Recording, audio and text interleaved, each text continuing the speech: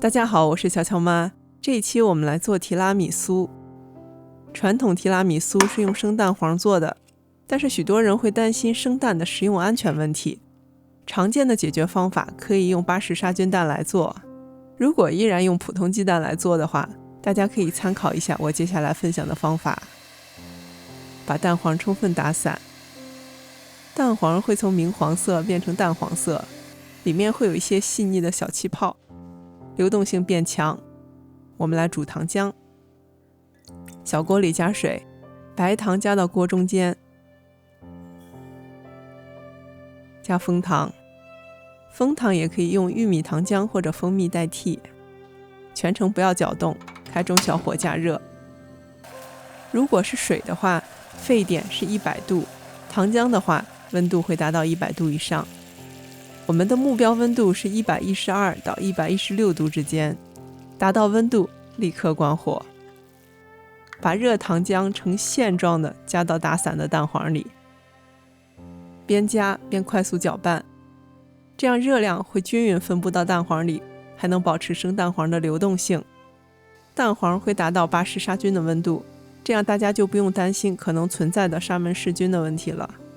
糖浆温度的选择非常重要，低于112摄氏度，鸡蛋有可能无法达到巴氏杀菌的温度；高于120度，蛋黄容易结块，影响口感。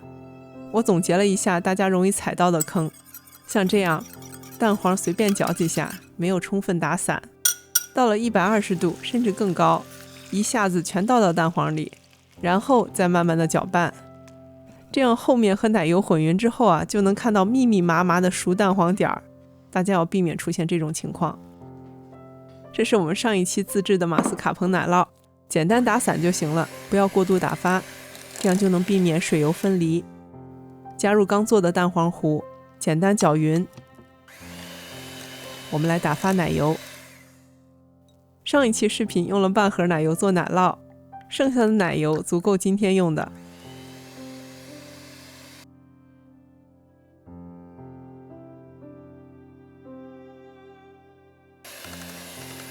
打发到能看到浅浅的波纹，但依然流动的状态就可以了，不要过度打发。加入蛋黄奶酪糊，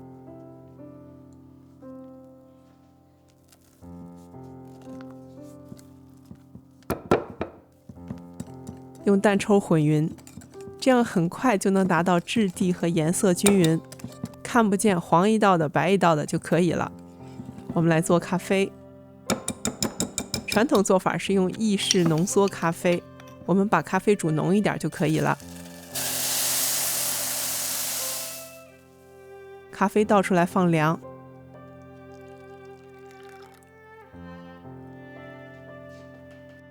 提拉米苏里有3宝：马斯卡彭奶酪、浓缩咖啡和玛莎拉酒。其中的玛莎拉酒是增加蛋糕的醇香味儿，大家可以用咖啡酒或者是朗姆酒等甜酒代替。等咖啡放凉一点再加酒。做提拉米苏需要用到手指饼干，直接用现成的最方便，当然大家也可以自己做。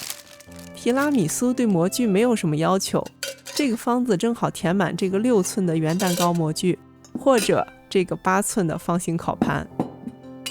慕斯圈方的圆的都能用，带去聚会的时候也可以用小杯子装。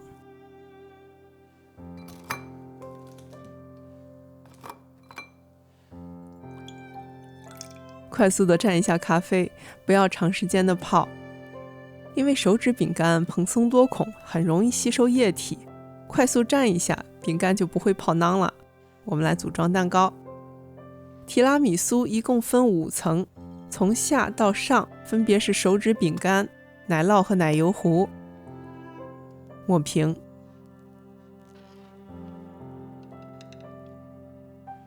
重复铺上饼干和奶酪。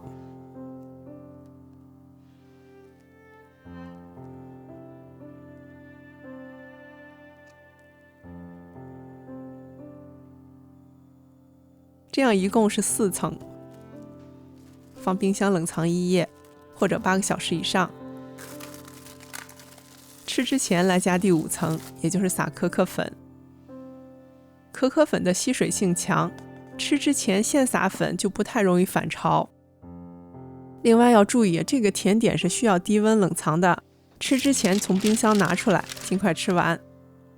咖啡的微苦，甜酒的香醇，奶酪的浓郁，奶油的丝滑，还有积攒了一夜的期待，一瞬间都在舌尖上绽放了。谢谢收看，下回见。